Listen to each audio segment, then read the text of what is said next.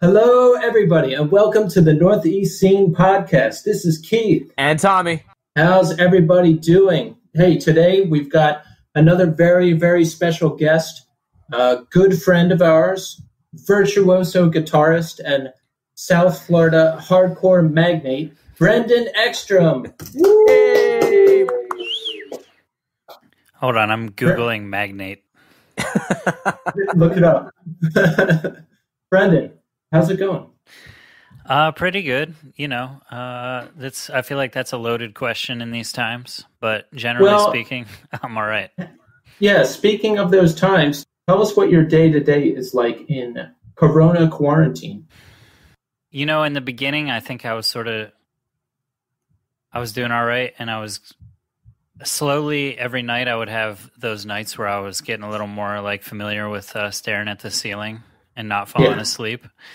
And I was like, oh my God, I forgot about actual insomnia. This is a real thing. And then, so I've been waking up later than I would like to. I'm sure it's not making my girl particularly happy. And then we generally eat some food, try to figure out how to entertain the kid, try to get her to do at least a little bit of educational stuff. She's 4 years old. She's super into like TV and sugar right now. Those are her probably like her top tier favorite things. So that's cool. Same. Yeah.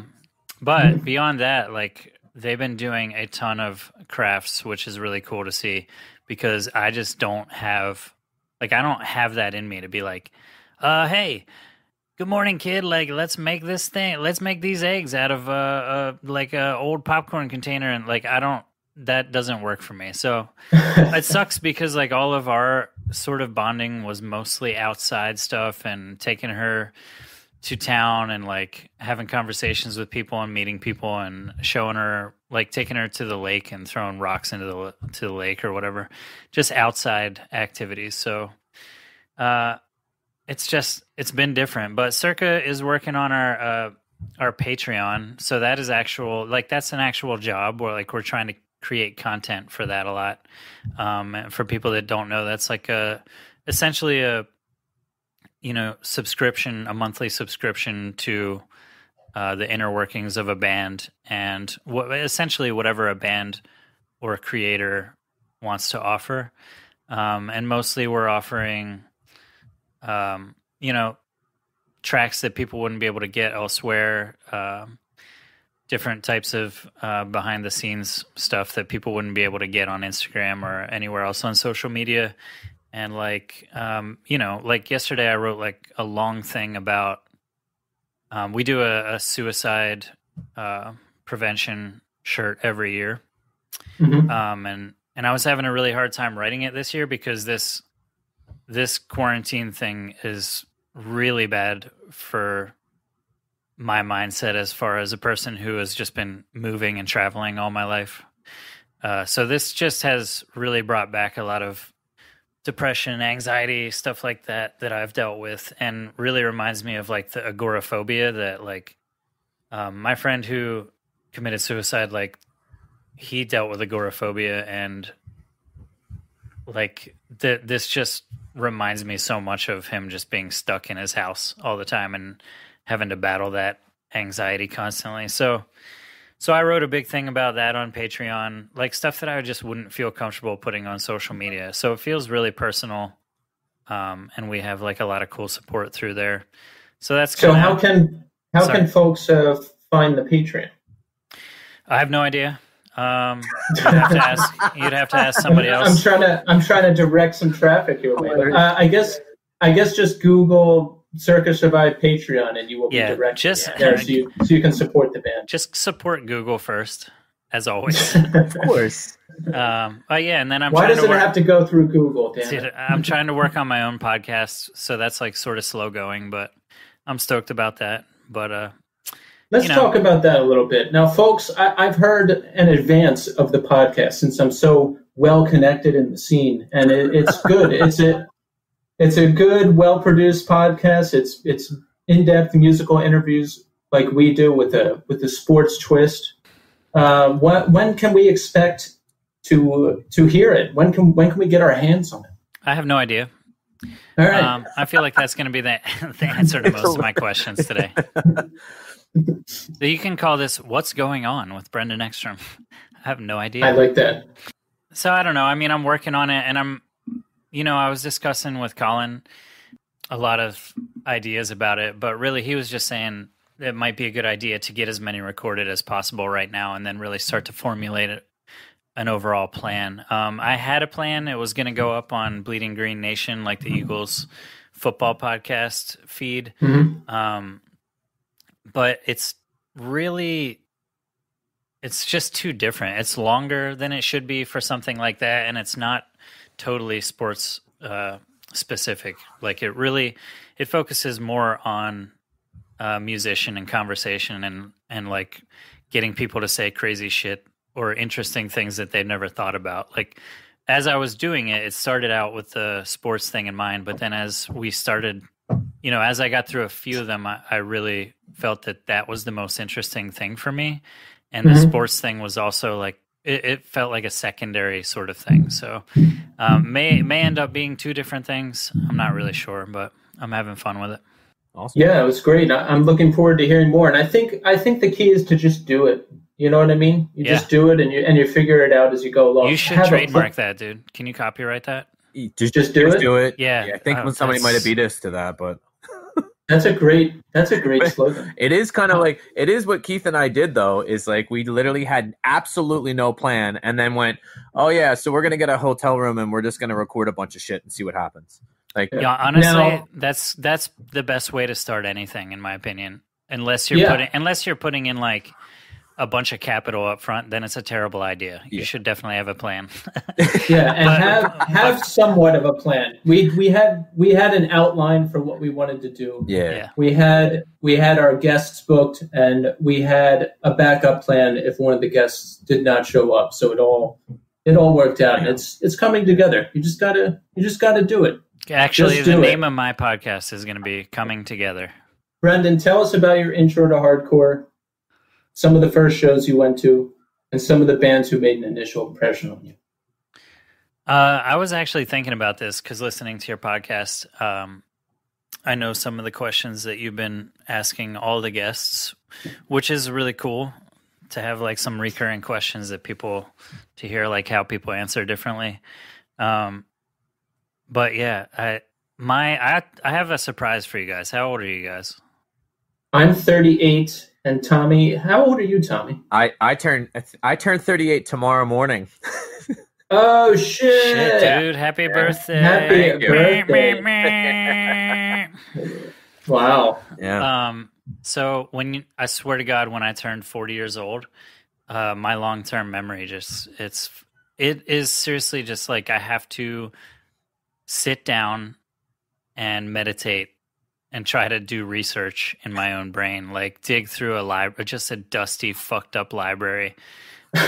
There's like definitely a ghost around every corner. It's weird, but yeah. So that question's interesting to me because I feel like there's some different elements that came together there. When I grew up in Cumberland, Maryland.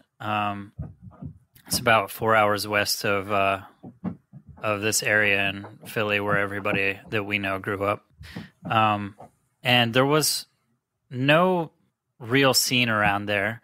I had to either go to Pittsburgh or DC when I started going to shows, DC or Baltimore. But I had a friend who moved to Chicago for a while. And when he came back, he had a lot of music that I never even would have thought about. Because basically I was like listening to mostly mainstream music. And I think when I was a kid, like 4th grade, I got into Iron Maiden. And it was probably my first interest in like associating art with a band, because my mom just was at somebody's house, took me, and they had Iron Maiden posters on the wall. And I was like, yo, what is that? I want that in my house. And then I started collecting Iron Maiden posters in 4th grade. And started listening to them. And, you know, like, I think part of it was like I had gone to the local record store, and the guy that worked at the record store was really cool. Like, he would talk to the kids. When I say local record store, it was like a major, like CMJ or something like that.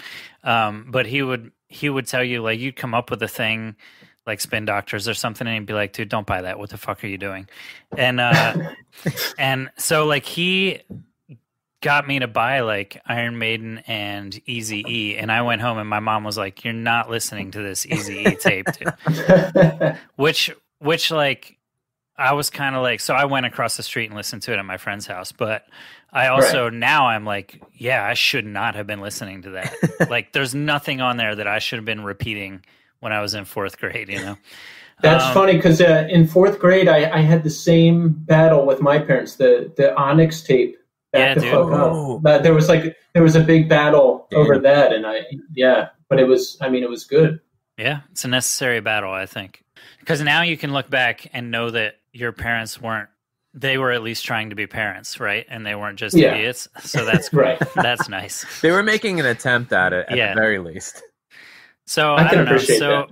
I think so I was like a metalhead through a lot of my early years, and I loved like Pantera and Sepultura, and in high school I was into Tool and Sepultura and Pantera, and like Deftones. When Deftones came out, that was huge for me. And I also was into the grunge scene and the classic rock. Like, I was absorbing everything classic rock from the ground up. And I don't know if that's because that's like what the people around me, like as far as my mom and my sister, was into Hendrix and shit like that. So maybe that's where all that came from. But it felt like it was important to me to absorb all that history and music in rock. And then when my friend Ian went to Chicago and came back, he brought Sunny Day Real Estate and a couple bands like that. And Sunny Day Real Estate became like my favorite band overnight, right? Like that's all I listened to for, like, I would put it on and listen to it all night while I was sleeping, just on repeat. And then I barely listened to it in the day, and then I would do that again when I was going to bed. So like, they're a band that I know like all the nuance of every song, but I still don't know what he's saying half of the time. Right. And then the grunge scene was happening, so that was huge for me. You know, like, I was wearing flannel shirts everywhere. Same here. Yeah. And, you know, like, I was just walking around trying to be Kurt Cobain and be moody and whatever the fuck. But then, so I think in high school, like around 10th grade, it was probably like Tool and Deftones and mostly mainstream bands, and then Sunny Day Real Estate that were my favorite shit. And then punk had it sort of like, oh my God, those bands sold out thing, where no one from like my town knew what sold out meant, but they were saying it anyway. If Rancid didn't sell out, I never would have heard them. You know what I mean? Like, yeah. So it's actually pretty cool that they did or whatever. But so then I started to get into, you know, Green Day and Rancid and Screeching Weasel from that. Then I had I don't know where Quicksand came from, but that's what I'm getting to. The first hardcore band that I got into was Quicksand. And in my musical memory bank, Quicksand and Tool are very related bands for some reason. They have such a mood that is just, it's this sort of dark and sort of groove oriented thing that always fit sort of the same space for me in my mind. But I don't know where Quicksand came from, and I had no idea that they were a hardcore band. Like, no idea. Right. I don't think I knew what hardcore was really. And then another friend who I like, my friend Brian, who we were friends earlier in life, and then sort of disappeared for a while and then came back around. and he sort of brought some punk CDs over one time and showed me like No Effects and a bunch of Fat Record stuff. And that kind of blew my mind because I hadn't realized that punk could have great musicianship. I was like listening to Screeching Weasel, you know, and it was straight up just bar chords. So then he and I started playing punk together, and there was a very specific time of playing a show where people were just like spitting beer around and being punk rock, and we were like, fuck punk rock, dude. This is the dumbest shit. Like, these are, like, I am not trying to hang out with these grown men that are acting like children. And this is when we were like, you know, probably the end of high school or just after high school. And then I don't really know where hardcore came into play, but it was all over the place all at once. And the reason I think that it took me a while to get into it is that I thought that it sounded like a bunch of kids trying to play Pantera and doing it really poorly with a low budget. So that was my overall outlook on it. I was like, this sounds so bad. What the fuck? Which now looking back, it's like, yeah, because they actually recorded it in a basement because they wanted to do it so bad. You know what I mean? Yes. So it took me a minute, and I'm not sure what it was that really turned the page. I definitely was into old school hardcore bands like before I got into heavier hardcore bands, but Minor Threat was probably the thing that I got, that, like, the Minor Threat, whatever, the Greatest Hits or whatever the hell that was called, and just played the shit out of that. You know what I mean? That was the thing for me. Minor Threat and then Gorilla Biscuits. And then after that, it was like I was familiarized with the term hardcore. And I went straight from that to listening to like 25 to Life. With no transition at all. And then, so that was probably, you know, getting to the time where we moved to Florida. And I was, you know, playing quote unquote hardcore with my friend Brian in the band 200 North. Now, was that band from Florida, 200 North? No, that was all guys from Cumberland. And for the most part, it was just Brian and I were like best friends, you know, and we just wanted to do it so bad, right? So we sort of just grabbed anybody that we knew could keep up musically. But it was a struggle to find anybody that was into that style in a small town, and that could play, especially like hardcore drums. We were really lucky to find a guy that could do that there. But, you know, as with any band, it was like, well, that guy was like basically wanted to be a family man and a truck driver even when he was 20 years old. You know what I mean? So getting everybody to be committed on the same level was super difficult. But it was a necessary outlet for us because we grew up in this redneck area with redneck people, and we needed some sort of angry outlet about it. We were just mostly just writing pissed off things about how it sucked to live there or how hopeless it felt. Right. And I went back and listened to that 200 North record, and there is a lot of nuance there. There's some serious musicianship, and I encourage everyone to go check it out. It's on Spotify, 200 North. What's the name of the album again? The full length with the tree on it? I have no idea. even you don't know. No, it's called Watching the World Die.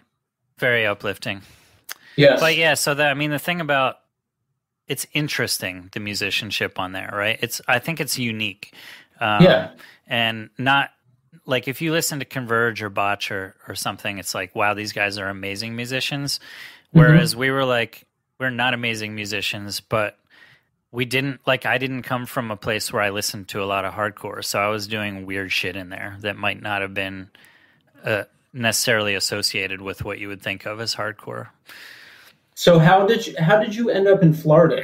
Like what year did you move down there, and why were you down there? So that dude Brian was one of my closest friends from Cumberland, And then my other close friend, who's basically my brother, his name's Ian, he moved down there after he graduated high school. So I think maybe 97 or 98, he moved to Fort Lauderdale. And Brian and I lived in Cumberland till probably 99, just trying to do this band, right? Like I had bought a van. With my grandmother died and gave me just left me some money to go to college. And I didn't go to college. I bought a van and I bought a guitar for the other guitar player of 200 North. And I was like, we're fucking going on tour. And Brian booked it. And it was a small, Northeast tour, basically like Boston, just random cities, didn't really even make sense. Then Brian was like, he just wanted out of the city so bad that I think one day he was just like, fuck it, I'm out, and moved to Denver. And after that, I was like, what am I even doing? So I moved to Florida to live with Ian and try to find a job and like start a life. Then I started getting involved with the hardcore scene down there because Ian was actually part owner of Eulogy Recordings. John Wiley was the guy that started that label. And I went to a lot of shows. I worked at the label doing some things, just helping out. And mostly just like freeloaded at Ian's house. Like I think I got one job during the time that I was living there, and I got fired in like 2 weeks. What was the job? I have no idea. I think I was like, it was a restaurant job, Yeah. And after like 2 weeks, they were like, we don't really need you. It wasn't like I got fired. They were just like, we don't really need you. I was like, dude, but I bought this polo shirt. Are you sure? So I don't know. I mean, like I said, I helped out at the label and stuff, but we started going to a lot of shows, and that was a very small, tight-knit community. There were a lot of hardcore bands around there. And at some point I talked to Brian and was like, maybe we should just get the band down here for a while and start trying to make it work down here where there's actually a hardcore scene. So he came down. 200 North existed in Florida for a while. We played shows with, I guess our friends' bands down there that were active at the time was like Destro, Glass Eater, and Poison the Well was probably the biggest one. Like when Poison the Well wrote Opposite of December, they brought it over to Ian's house. Like when they finally finished recording it, they brought it over and put it on. And I was just like, this is going to be the biggest hardcore record, like hands down. This is going to be the biggest shit ever. It kind of just blew our minds. And yeah, you could kind of sense it because I remember downloading that MP3 Trusco put up on the site and hearing it for the first time and just being like, oh wow, this is a big leap forward. So yeah, were they pretty big down there before Opposite of December? Like, did you see them in the two singer era? I don't think I saw them when it was two singers. No. Okay. But yeah, they were a big band down there. Trying to think what those other bands were, like Strong Arm, there were definitely some bigger hardcore bands, but I think Poison the Well was getting there, at the time. It's really hard to say what a bigger band was back then too, when we're talking about hardcore shows. Like, do you know what I mean? Yeah. Big to me is like, even now, big to me is like 100 people show up to every show. Yeah. So, I mean, I think about that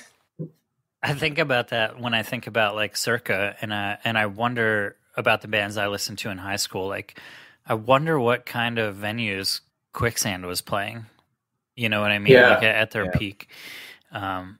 It's really hard for me to have perspective on that. But I don't think Poison the Well was like a really big band. I think that they were just a scene band, and that was a very big scene area where it was like all the bands played all the shows type of thing, and I think the venues were probably like a couple hundred people at the most. Now, you were in an early version of Until the End. Yeah, that was so... I think at that point, 200 North had just sort of fizzled out, basically. Like, there was still the idea that it could happen, but for the most part, it was it sort of had run its course, you know, and like the drummer had headed back to Maryland and stuff like that. And so John Wiley, who owned Eulogy Recordings, was in a band called Morning Again, which I thought was a really cool band back then. And he was like, yo, I'm going to start like this hardcore band. I got to try not to do a John Wiley voice. I'm sorry.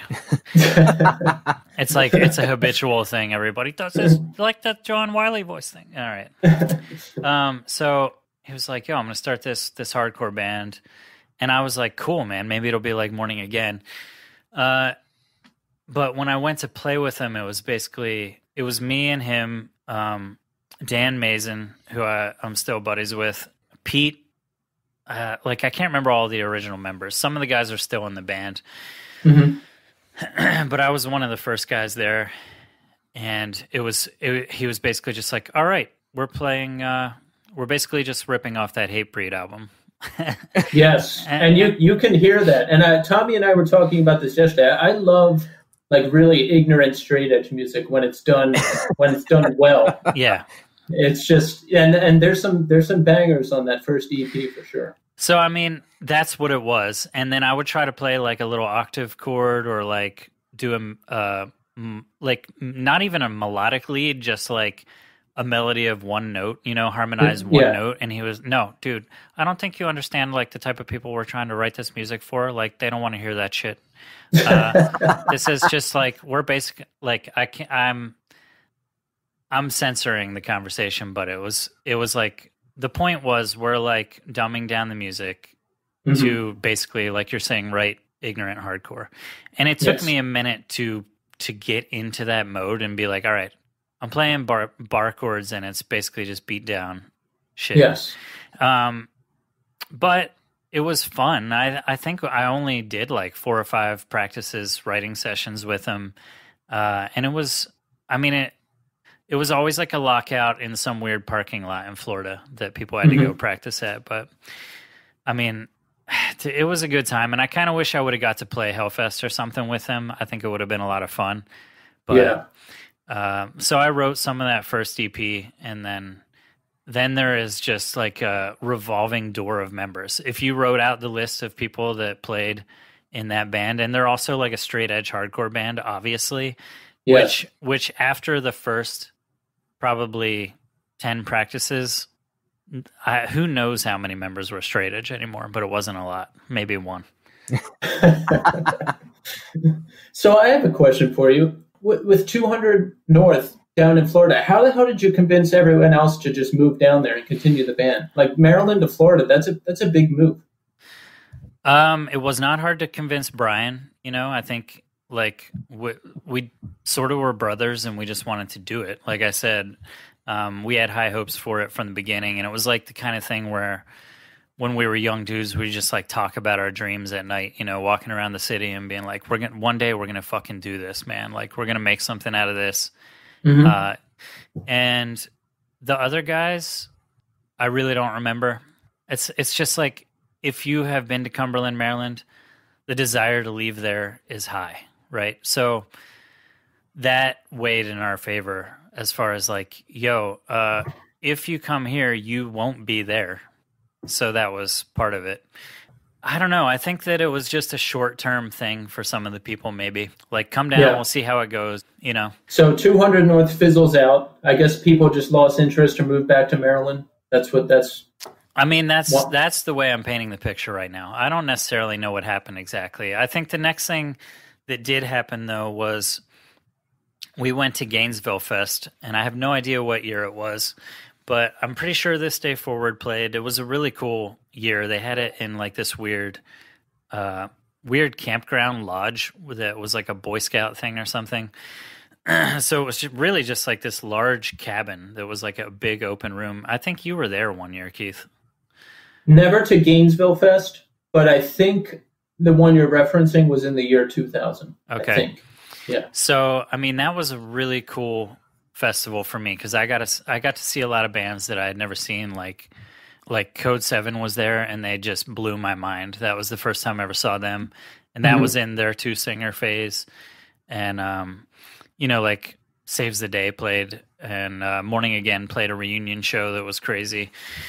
But I don't remember seeing this Day Forward, but I remember meeting and talking to Vadim for a little while. Somebody introduced us, and I think that was like the spark that essentially led me to being where I am now, right? Was just that moment. Yes. So how did you get the call about joining this Day Forward? How did that happen? Vadim called me, and again, I guess I should just say outright, I have no timeline of events, right? Because my whole life, I've never been on the clock. I've never needed to look at a calendar, really.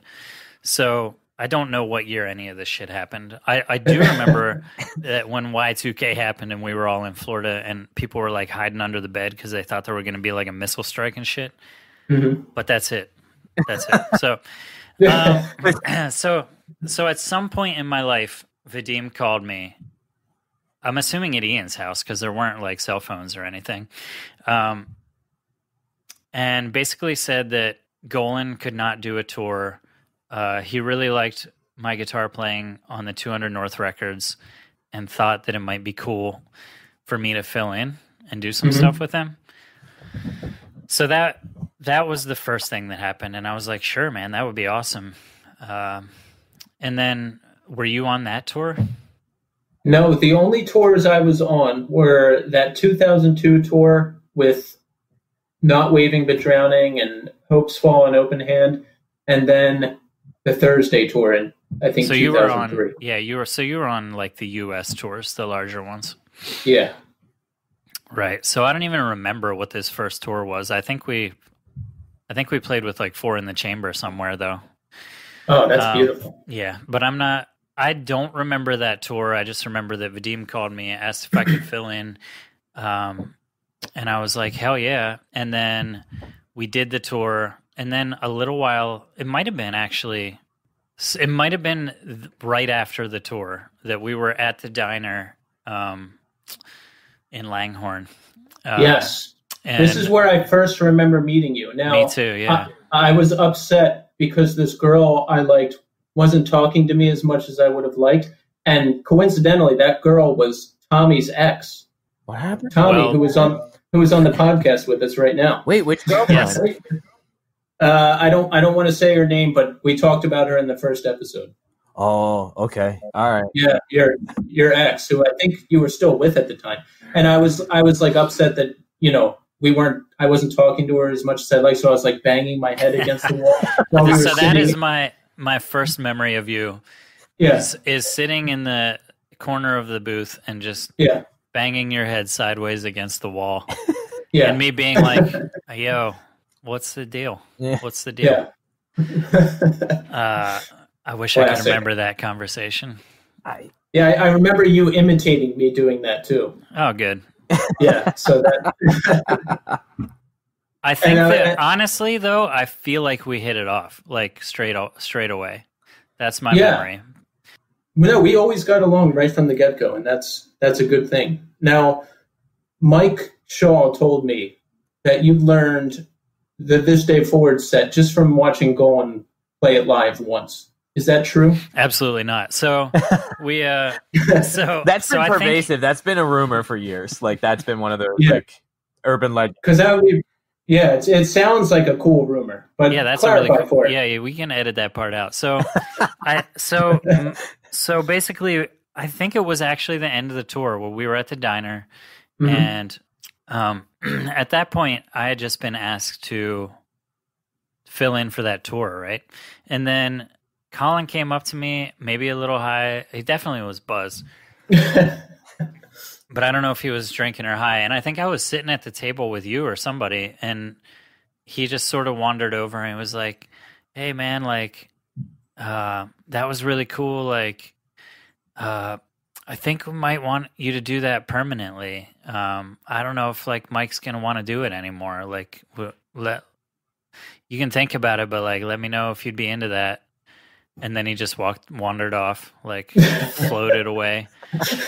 But he was definitely like smiley and buzzed. I remember that. And so that led to like this whole thing where I had to have long conversations with my friend Brian, which just felt like apologies. Like, I didn't immediately join the band. I was just like, I don't know what to do.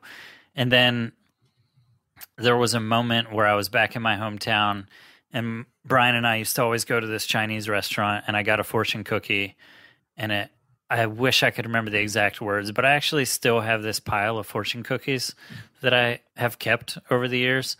And it said something like, basically it was saying like, it's time to move on to a new adventure type of thing. Ooh. And literally that is why I joined This Day Forward. I don't know if I would have done it if it wasn't for this fortune cookie thing. And then I remember talking to Brian and being like, man, we worked so hard for all of this over the years. So 200 North was still an idea, right? And then it was just a really rough conversation to have. But he was not upset about it. I was upset about it. And I was upset because I was just like, yo, I've been offered the opportunity to tour the country, you know? And this is what we've always wanted to do. And I feel like I have to take this chance, right? So there was that. And then I think I basically got back to This Day Forward guys and said yes. And then there was another tour coming up. I don't remember what it was or who it was with, but I came up. Actually, this might have been before that first tour. But I do remember sitting at Vadim's house, like at his mom's house, and going over all of the parts and learning all the songs. And I think I did it in like a day or two, but every night when I went to bed, I couldn't sleep because I had all of these guitar parts for all of these songs running through my head. And the songs are created in a way such that it's like you could move any of the riffs between almost any song and they would still make sense. Yeah. And the riffs did not repeat in That's the the early thing. in the early albums. I remember when I filled in for bass, and that was one of the first things Gary said to me. He's like, you know, our parts don't repeat. So it's a lot of parts to learn. It's a lot of stuff, and it really felt like just a jigsaw puzzle. And I would just be laying on the couch at night like, oh my God, how am I going to remember how all this shit goes? Which blows my mind. And I was listening to Vadim's episode that you did, which was really cool, by the way. But he was talking about how he learned all the This Day Forward songs on the way, like in the van somewhere. Oh, yeah. Yeah. And like you asked him how he did it, right? And I think the conversation turned to him just talking about like his music knowledge a little bit. That is not how he did it. He did it because he's like really fucking smart. That's what this breaks down to, is like, if you have the type of brain that can retain knowledge quickly, then you can do that. Yeah, I asked him, I said, how did you do it so easily? And he said it wasn't easy, it was repetition. But then I thought, motherfucker, you learned it in the car on the way to the show. That's, in my mind, that's easy. So he's just a virtuoso in my mind. So yeah, I mean, there's a reason he's working for NASA and I'm sitting in a basement right now. But I think that's a big part of that, yeah, for sure. But dude, I mean, it was exhausting to learn all those songs and the way they came together. But yeah. So I have a question. What ended up happening to Brian? Because that's tough. I mean, you guys were partners, you musical partners. You moved from Maryland down to Florida together. You're in this thing together. What did he end up doing? So I think he went back to Denver for a while and then moved to California. He works at Apple now, and he got married a while ago, and we're still basically brothers, but he has an Instagram page that is like, I'm not going to be able to remember the name of it. I should actually plug it, but it's like Spencer Wayne. He covers like all these hardcore songs. You have to have seen it. I feel like I've sent it over at some point to the Stay Forward chat, but he does like Madball songs, but covers them like as if it was Morrissey singing them or something like that. And he wears like he's a redneck the whole time he's doing it. Has this big fake mustache on. So he's like one of the funniest and smartest people I've ever met. Like he's like the Jack Black of our friend zone. You know what I mean? Like of our little friends circle. But the thing that he's doing is fun, and it's really cool because it's gotten a lot of hardcore bands that he grew up and we grew up listening to have like gone there and commented on it and been like, "This is fucking amazing. I love what you're doing." But he's always sort of afraid that like Danny Diablo is going to show up and beat the shit out of him or something for doing it. You know what I mean? Like it's like a weird line to walk. Yeah, I would be afraid. I'm afraid of that now, and I haven't even said anything about it. So. It was difficult to do that, you know, but I think it was probably hard for him, but we've never had a really long discussion about like whether it fucked him up or fucked our friendship up. I think that the bottom line is that with a lot of these things moving on, there's a ceiling for a lot of projects, you know, and yes. You know, once a certain amount of goals are hit, then there's an awareness that it's time to move on. Mm-hmm. So now you're in This Day Forward. You joined a little bit after Kairos came out. Was there any difficulty to navigate assimilating into the band, or did everyone just kind of get along right away? How was it? I think we all got along pretty well as far as touring and everything. There was never really a point that I felt like I was in the band until we sat down and started writing together. Mm-hmm. And then I remember sort of asking, what type of input do you want from me? And they were like, you're in the band, you know, like act like you're in the band. And that's when everything went to shit. Then you're like, all right, motherfuckers, this is how it's going to go. No. Right. So I think, up until then, touring was I think it was pretty easy and fun. Yeah.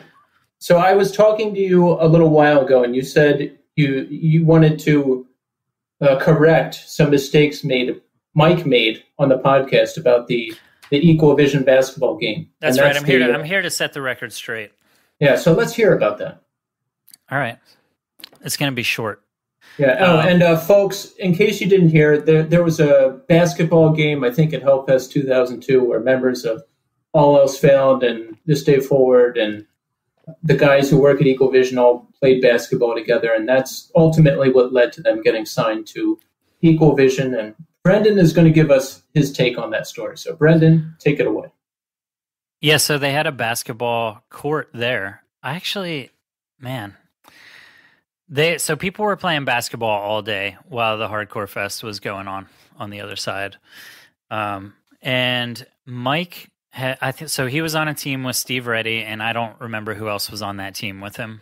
But this was still like, I was still part of the Florida crew at this time, right? Like, so I was out there playing. I had Adrian from, I'm going to forget what his band is called. But this dude is like, I think he's probably 6'2" or 6'3". And I think that it was Jason, the guitar player of Glass Eater.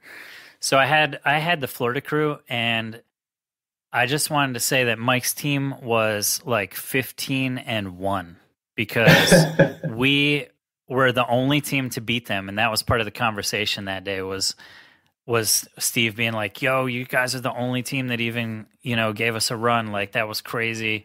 That's my only interaction that I had with Steve. So I only came on the podcast today to say that we beat Mike's team that day. However, I do want to say that like Mike is actually probably the best basketball player that I've ever played with. Like just for street sessions and for just like jamming and playing backyard ball, man, Mike is so fucking good. He's good. He's really quick. Yeah. Like when you watch him, it's impressive. But yeah, that's a funny thing to look back at. So now you're in This Day Forward, you're touring, we're writing the last record. Tell us about the last record being In Response. Tell us about writing that record and your headspace during that whole thing. If you can remember. Well, I can't, but I'll say stuff. So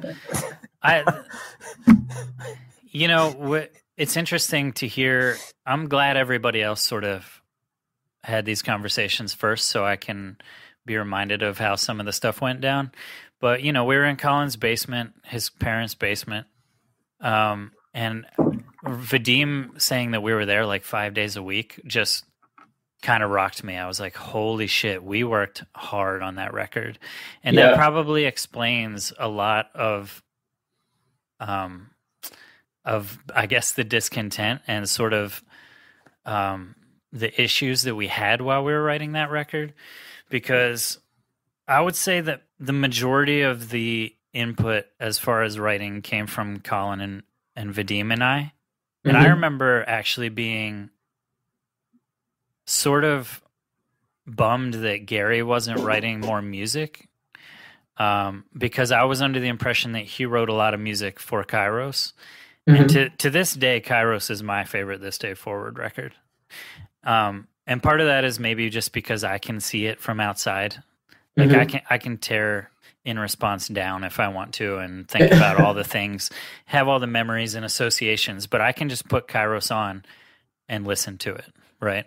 Yes. I really wish that we had been getting more sort of input from Gary during that time. So that was a thing that I was always like trying to push him to give input, and maybe he just wasn't there, so I should have probably just shut up. Did he not want to, or did it just not happen? It just, like, that's what I'm saying. It's like maybe he just wasn't in the place at the time. So, you know, I mean, I was still learning how to write a record with people. That's probably that's actually definitely my first experience of writing a record with people, you know? And it was a bunch of new minds in a room together that had never done it before. Like, those guys had done it once, you know, Vadim had only done it once with them, right? With Kairos, right? So it was a lot. It was still new for a lot of people. And I remember a lot of cool things happening that we were excited about and being like, dude, this is new. It feels fresh. It's really awesome. But I mostly remember people just being really frustrated. And after Vadim reminded me like how hard and how long we worked on it, no wonder we were frustrated. That's an exhausting amount of time to work on something that is so personal and important to you. Like, you could take one part of any song and it could be like the most important thing ever to me. And if it was played a different way, it might be the most important thing ever to Vadim, right? So having a discussion just about this 5-second part in a song could be like an exhausting 3-hour thing or 2-day thing where we're like still trying to figure out how to please everybody or to make it, or to bend it a way that everybody's happy. You know what I mean? So I don't know. I mean, it was fucking hard, right? I guess I'll just say that. But, yeah, there was tension, and I was with you guys during those days. There was, and not like anything juicy or salacious, but just regular band tension. You know, I think on that first full U.S. tour, I went with you, and there was a lot of pressure going into writing that record. I think. I mean, this is a Equal Vision is a classic label in my mind, and just, you know, coming out with a record on there and the pressures of having to deliver and then being on tour. You were on tour 9 months out of that last year. It's a lot. It's a lot for 23-year-olds, 24-year-olds. That's the thing too. I don't know. I don't think I thought about the pressure, but I think that I think Colin probably did, you know, because Colin just has an awareness about things like that. And I was just like, didn't care about that stuff. I just wanted to make music, right? I probably wasn't thinking about it as much. But I mean, I definitely remember some times where it was like, you know, whether it was me and Colin or Vadim and Colin or me and Vadim, like getting into something and then it getting heated and then Gary just putting his bass down and leaving. And we were like, did he just quit the band? And then the next day he'd just be there and he'd be like, what's up, guys? And we'd be like, all right, I guess he didn't quit the band. Everything's cool. But we were like a bunch of angry young dudes that were just trying to figure out what the hell we were doing. Right. So I don't know. I don't have a lot of insight into that time. It's really fuzzy. I do think that a lot of the music came out of the chaos of our inability to communicate at the highest level. And so that's part of what the record is, in a sense. I've always sort of thought about it like that. When did you hear that the band was going to be done? I think everybody probably has a different version of that, and it's interesting to think that we've never really discussed it since, you know, and now people are just hearing everybody's different version of it. Right, and that's one thing I'm interested in knowing from everybody, because I didn't even know. I never talked to anybody about it. I just heard that it was over, that it was going to be over one day. Well, touring was hard, man. Like, we were in a van, we were not making much money. And that's the case for a lot of hardcore bands, you know, and a lot of smaller bands. But there was also, and I don't know if it was like chicken or the egg, but there was discontent within the band, you know, like there was like arguing, frustration, and there were people missing people at home and wondering if it was worth it to do what we were doing in order to like miss our families all the time. And, you know, for Mike, he was almost finished school. And Colin had some school that, you know, like he could do something else if he wanted to. And I'm not sure if there was like a legitimate breaking point for myself, but along the way, like there had been an issue, like Vadim and I had a stupid thing with a girl, and me feeling like that we should have communicated better with each other. Like we were just very different people when it came to communication, right? And that was hard in general. So along the way of touring, I definitely always had this feeling of like, this is not necessarily my project, right? I never really totally felt like it was my band, even though I had created that last record with them.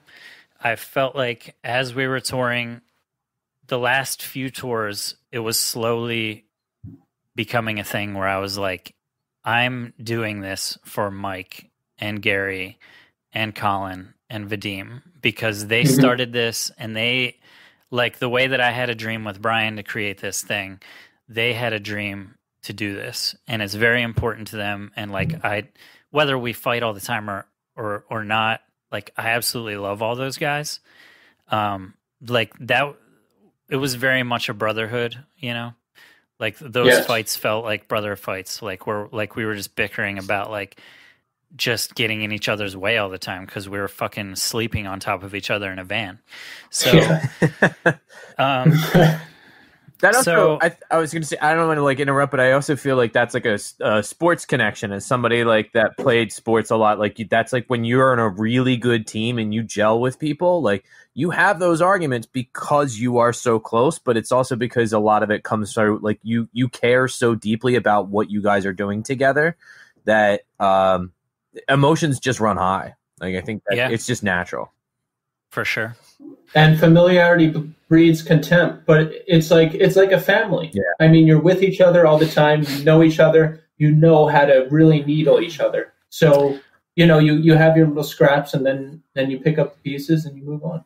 Yeah. So I definitely, my desire, I don't know what it was that I wanted to do, but I felt unhappy, and I felt like I wasn't fulfilling something, right? Like it just wasn't all there. And so for me, that was the start of, I couldn't just quit the band. Like I felt like I couldn't quit the band without really knowing where the other guys stood and how important it was to them and what they needed to do. So my memory is standing, and this is after months of like having conversations with friends about like feeling this dilemma of, you know, what should I do here? What's the right thing to do?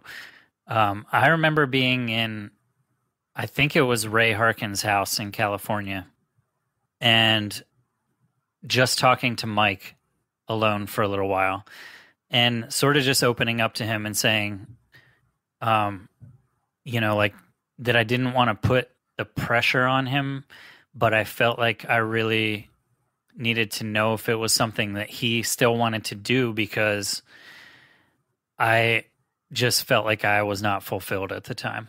I'm sure I didn't word it like that, because it was a really difficult question, like a really difficult conversation to start. So I'm not sure how well I worded it, but he pretty much immediately was just like, dude, like, I'm over it. and I was like, oh.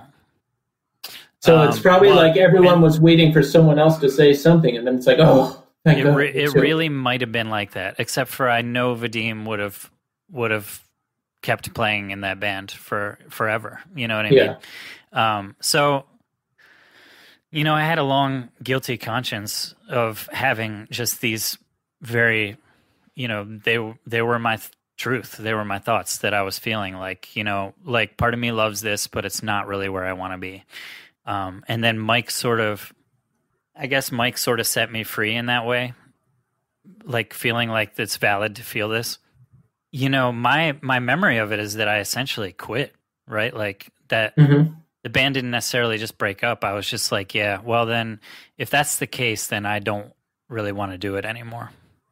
And then I'm not sure where it went from there. Although I do remember what I think is Boise, having like a conversation in the parking lot where everybody had an understanding that this was going to be the end of it, sort of. So now the band is done. At that point in the band, it was like, it was walking on eggshells, and things got a little scary. You know what I mean? It didn't feel like it was like we all came to this decision and everybody feels good about it. It feels like we came to this decision and we should probably get the hell away from each other for a while before something really bad happens. But I also remember playing that. It wasn't the very last show, I guess, but we played a show in New York that was with like My Chemical Romance when they were not a big band yet. Mm-hmm. And I'm pretty sure they played, but it was the last show before we did the last shows, I think. Again, my memory of all this shit's really bad. But yeah, like there was like a big, like people came up and were singing along into the mic, and Mike was like, this is it. So fucking like get up here. And he was losing it. And I remember just like throwing my guitar, and it was one of the worst feelings I've ever had in my life. Like playing that show and just being like, that's it. This is how it ends. Like all the shit that we went through together ends like this, where we're all just fucking like want to smash everything and hate everything. Yeah. So I'm really glad that like Vadim booked those last shows. And even though they got shut down, like they're legendary in a weird way for me because of that, like because there was a giant sing along without any music and all this shit. Yeah. I still remember that. That's Palanca Park, I think. It was the Within My Veins song. I can't remember the name of it. I think there was like a big acapella sing-along. So I do remember that. I don't remember exactly what happened, but the way I remember Palanca ending was cops came in, walked up on stage, said everything's done, and then Mike, I don't know if he grabbed the same mic or grabbed one of the other like auxiliary mics that was on stage and started doing, I think, If I Wore a Mask. Yeah. So that was a weird time too, because it was like, after having that feeling that I had at that other last show, where it was like somebody, if everybody felt the way that I felt at that show, somebody might just stab somebody, right? Yeah. Because of all the crazy energy. In the moment, I was like, fuck this shit. Sing the song, like, fuck the police. And especially when police are around, I have this really stupid, like, small man complex where I'm like, fuck these dudes. Like, drag me out of here. I don't give a shit. Like, I'll fucking fight all of you. And, like, I have the worst mentality when it comes to that kind of thing. Wasn't Mike like screaming in the cop's face too? But that's the thing, is when it was happening, I didn't give a shit. Yeah. But looking back on it, it was scary because I definitely had this thing where I was like, Mike, don't fucking start choking the cop. I really like had a moment where I was like, please don't just start choking the cop out, and this could be really bad. Yeah. So did you have any kind of plan of what you wanted to do after the band was done? I remember you were like staying with different people. I know you were staying with me at my parents' house at one point for like a week or something. And there's this classic night where it was like a Friday night, and we set up TVs back to back, and I played Final Fantasy VII, and you played Final Fantasy IX, I think it was. Yeah, that was like the ultimate good time. Those might have been the days. It's so hard to tell. Yeah. But during all of especially the beginning of this day forward and on through that time, I was sleeping in my car in the parking lot at the diner most of the time. And then a lot of time at the Shaws. Like I was lucky enough to stay at their house sometimes. And then for a while, I think I was dating Heather and stayed at her house. But for the most part, I was like sleeping in cars and shit, and it sucked. After the band split up, it's kind of ridiculous because I was discontent and felt like I wasn't in the right place during the end of the band. But then I didn't have any plan. Like I went home to live in a fucking like, I don't know, like 5x9 bedroom in my mom's house that basically just fit a mattress in it. And it was one of the worst time periods in my life. Like I had really bad depression because I didn't know what to do next. I think I was 26, and I had started having really bad social anxiety. Like I couldn't go anywhere, and that was slowly sort of turning into like agoraphobia a little bit. And it was just really like not having a purpose is so bad for a human. It's just like it can be debilitating. So I needed to make somewhat of a plan, and then I was basically just had the idea that I was going to start writing my own record that was going to be a little bit just like sort of a prog rock thing that was just really weird. And then I texted Colin. I'd probably not text. I guess everything was like email and shit back then. And I asked him if he would want to play on it if I wrote some songs. And then he wrote back and said, that sounds really cool, man. I'd really like to do that, but I'm pretty busy right now. I've been working on this stuff with Anthony Green. And then he sent me This Changes Everything, which ended up being The Great Golden Baby, and Handshakes at Sunrise. And he just sent them to me to listen to, but I just immediately like plugged in my 4-track and recorded guitar over them and sent them back. And I was like, here, I was just fucking around. And then Anthony heard that shit, and he was like, oh, tell him to come up here. And then... So that's how it went down. That's how all that happened. I don't know how long it was that I was just depressed at my mom's house, but it sucked, man. I mean, it was like a really rough time. That just... A lot of my path and journey, like to getting to where I am, was just taking chances, right? Like with This Day Forward, it was like, I feel like I got to take this chance. And with Circa, it was just like, I'm just going to like fucking jizz on this song and send it back to him. And I think about your experience a lot, and I envy it in a way, even though it wasn't fun. I mean, you're sleeping in cars. You don't know, you probably don't have much money. You don't know where you're going to be the next, but I wish I would have put the dedication that you did into things I actually enjoy doing, because for so much of my life, I just did what I thought I was supposed to do. Like, oh, I'm supposed to go to college. I have no idea what I'm going to do. Oh, let me just pick a major out of nowhere that that I'm bad at. And I just always put the energy into the wrong things. And you took a lot of risks. I mean, I think it's life is bullshit. I guess I'll just put it that way. I mean, you're damned if you do, you're damned if you don't, kind of thing. When you look at everything holistically, and I've always been very frustrated with decision making and the idea that you only get to do this once and choose these paths. Like, I think that has led to my depression over the years, and my anxiety and stress is like, well, I got to make the right decision because like you only get to do this shit once. And like, it's really easy to get into your head about that kind of thing if you let it. But I mean, like I can barely support my family. right? Like, Yeah. so it's like, it's a really weird thing. It's like, yeah, I did all this stuff that I'm really proud that I did it. I would not have done it differently. Except I probably would have definitely thought about how money works at some point in time. I'm still trying to figure that one out myself. So you send this tape back to Colin and Anthony, and they're like, "Yo, let's get him on this." How did that play out? Or did you have to come up to like quote unquote try out and see if there was like chemistry? How did that all go down? I don't remember what step 2 was. It was sort of like that South Park episode where they're like, the underpants gnomes like make all the underpants, and then step 3 question marks. I don't know what step 2 was. Yeah, but I definitely remember that at some point, I guess Anthony expressed interest in having me come up, and then I wrote a letter to Colin, which is probably still floating around somewhere.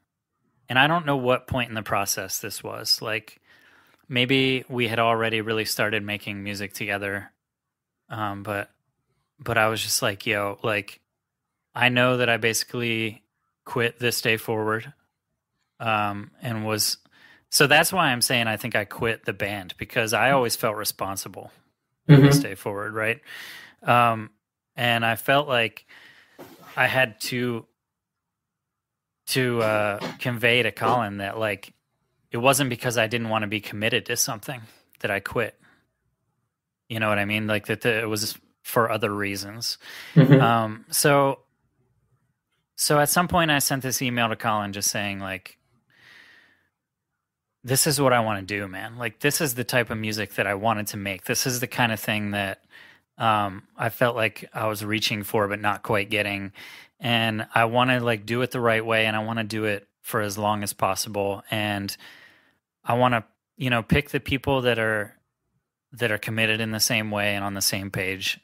But basically it was asking him to be a part of the band, Yeah. And how did he respond? What happened? Did he write one back? Did he call you? I have no idea. I don't know.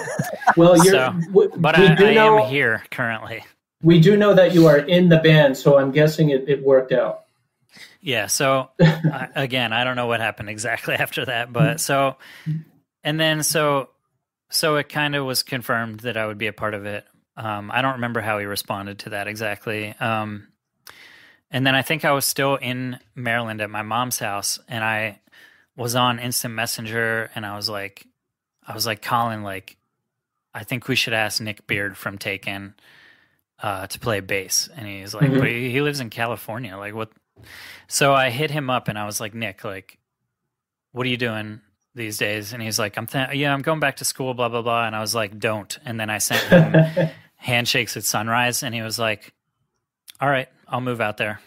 Wow. Like, yeah, he was just like, he heard it. I think we all heard it, that there was, like, real potential, Yes, and there was, because there was a buzz in Bucks County, because Anthony had just gotten off Seosin, and it's post TDF, a couple of members are involved, and everyone could feel that something special was happening. And I know a lot of people probably wanted to be in the band or try out for the band. I know I even asked, like, hey, let me try out for bass at one point, but everyone could feel that something was happening. Yeah. And tell us about the writing of that first record.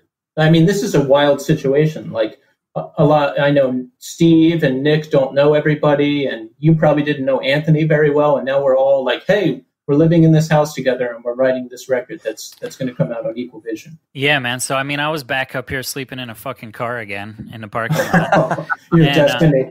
And I'm not sure. We didn't have a car at first. Like, Nick came and Steve and, like, stayed at Anthony's parents' house for a little while. Like, Steve lived in Jersey. And Steve getting into the band was like, that was basically Colin, I think, like a Colin and Anthony thing. But Steve had hit him up about it. And then when Steve came and jammed with us, we were just like, we had jammed with, who the hell did we jam with? TJ? We jammed with TJ, and it was really cool. And he's an awesome drummer, and, like, I feel like he's got a good brain for writing drums, right? Like, I think he looks at drums in a way that I look at guitar as like, these are notes that I can play and not just like a beat. You know what I mean? Yeah. And so that was really cool. And then we jammed with Tommy. There's all the Tommies around here confuse the shit out of me sometimes. There's a lot of them. Yeah, that's why I became Tommy D for a long time. So you're Tommy D, but then there's Tommy T. Oh, Tommy Tremble. Yes. Tommy Tremble, yeah. But it was not Tommy Tremble. There's this other Tommy T that was like a jazz drummer or something like that. Oh. Yeah, I don't know. So we jammed with that guy, and that was interesting too. I mean, he was a sick drummer, but it was like I don't think we were like in the same place with him. Mm-hmm. And then when Steve came and played with us, it was just like, wow, this guy is very unique. I think that was the major takeaway, right? Like he's proficient, but stylistically he's doing really interesting things. Yeah. And we were just kind of like, cool, well, let's just ride with this for a while. And then we all started writing, like, I remember just sitting in Anthony's parents' kitchen and just like people were like slapping drums on the table, playing chords to the first song on that record on an acoustic guitar and getting this weird sort of offbeat thing going. And then, I mean, it was weird. It just like, it really all just sort of came together. And then again, that's writing that record was like, we all lived together and worked all day. Right. And then Anthony, I don't know what he did all day. He like, he did Anthony things during the day. And then at night he was up all night writing. Yeah. But I don't know, man, that shit was, that was like a really magical time. And I definitely remember coming up and writing a couple songs when we were still in Colin's basement. We did like, I forget what the song is called, but you know, we put together like one or two songs there and developed some of the other songs. And then we went and recorded at like Josh Jakubowski's house. We recorded 2 demos there. Mm-hmm. We recorded another demo with, where the hell did the Stay Forward record everything? Oh, Vince. Yeah, Vince so Skylight, right. in Levittown. Yeah. So we recorded one with Vince. And then shit, man, I don't know. That it's just, I don't know. That was a crazy time. I remember hearing Actapult was the first single that was released, I think on SoundCloud or something like that. And it still is an excellent song. And I was like, oh man, yeah, this is going to be something. But when I finally heard the record, the first record, Juturna, I had never heard anything like it. So it was not what I was expecting. And I couldn't even really comprehend it. So I heard it and I was like, oh, okay. So then one night, it was back in like 2004. I went to Making Time, which is like it was like a monthly Philly party, DJ stuff. I went there, I got high. I went to Making Time. I continued to get high. And then I came home and got high again and put on the record again. And then I was like, I get it. This is awesome. I love it, and from then on, I just loved it. It just took a little while to really grasp it. That first, a little while or a little weed? Maybe both. Okay, yeah, I think that the first record definitely has that that element to it. But I mean, just to backtrack a little bit, there was a sense when one of the things that was growing very tiresome with this Stay Forward. Like a specific show I remember was in New Jersey. Like there was a church that we played at with, I think it was Poison the Well, and somebody just got their nose fucking exploded by an elbow. And I was so fucking tired of that aspect of hardcore shows. Right. I wanted nothing to do with that shit, right? Like I was so tired of being like, let's go play for people that like this shit. And hope that they don't have to go to the hospital afterwards. That was definitely part of the first couple records of Circa was like, yo, steer heavily away from that like heaviness, right? Mm-hmm. And let's try to find that Pink Floyd heaviness that makes you feel like actually heavy in your body and your mind, like dark, right? Without without it just being like angry heaviness. Yes. So there was a lot of that mood in there, I think, based on that. Oh yeah, you can feel it too. Still, when I go back and listen to Juturna, certain songs, it's like stepping through a time warp back to 2004, 2005, and there was a lot of heaviness in my life at that time. So it was just, I really connected with it. I remember randomly, like when I was staying at Mike's house, I remember like a couple times where you were like, "This doesn't have to go on the podcast." Oh no, go ahead. Well, we'll see if it makes the cut. But you were like fucked up, and like I remember someone. I don't know how it went down, but just like someone. I guess maybe Mike was worried about you ODing or something, and then I had to like go take care of you in a yard for a little while and be like, "Dude, what is going on, man?" Like, do you remember any of those times? Yes, there's a specific time I drove to Mike's house, all messed up, which was a terribly irresponsible thing to do, and I was just gone. I was drinking and I'd taken some pills. I didn't even know what they were, and then I remember randomly being in I think the Chili's parking lot with you and Heather, and then you and Mike had to like drag me back to my parents' house and like I think help me inside. There was some really dark times, and there's from 2003 all the way up to 2017 when I finally managed to get a grasp on this thing. There was just so many moments like that of like things are really bad, things have evened out a little bit, things are okay, things are back to bad, and that particular time was 2003 was the first time where things really started to ramp up. And it was scary. And it's scary to think back on now because I really needed help. There was just so much I had gone through in my life. But the prospect of asking for help or even like where to look for it was just, there was just no chance at that point. But I'm glad, one, I'm glad I'm lived. And two, I'm glad I found the help that I needed. Yeah.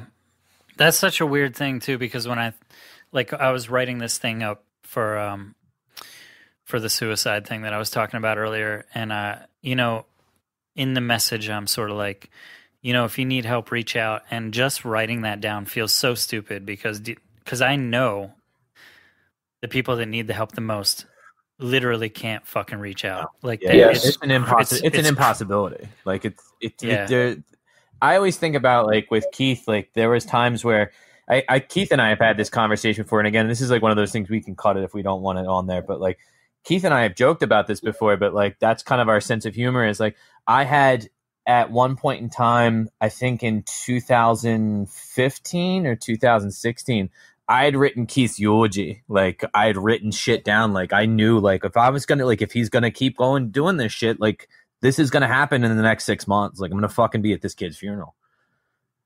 Yeah, that's fucking crazy. Yeah, we have to read that eulogy on the show. Here's the worst part. I fucking found it the other day. Probably, like I said the other day, probably about a month and a half ago. Remember when I sent you that bulk of like, hey, here's a bunch of concert tickets and these are some other things I had, like pictures and shit like that? Yeah. When I was going through, it was with all that type of stuff. Like all like the, hey, if I ever like go through and clean out my life, like these are the things I'm never throwing out. That it fucking is in that pile of stuff. So it'd be great if the worst part is that you were just embarrassed by your grammar. So that's the other thing is like my handwriting is so like I'm left-handed and my handwriting is so horrific. There's a couple times when I know, and this is the worst part. I'm pretty sure I was pretty drunk when I wrote it. Yeah, like you wrote his OD eulogy while you were wasted. wasted. I guarantee you, I had 8 to 20. I had probably in anywhere between 8 and 12 drinks that night. I guarantee it. Like if if that's where my mindset is, like, oh, I'm gonna write out my fucking not dead friend yet, like not yet, like he's not dead yet, but he's gonna be soon. I'll just fucking write it out rather than actually dealing with the real problem, which was like, hey, go talk to Keith about like, hey, we want to get him some help, or you know what I mean? Like, oh, I'll just sit down with a piece of paper and fucking write it out. Like, first of all, getting to the point of asking for help took me 16 years. Yeah. Or 14 years. finding the right help is even harder. I remember cold calling doctors and psychologists. I remember going to doctors and them just telling me, I can't help you with that. So it was a lot of trial and error. It's a lot of work.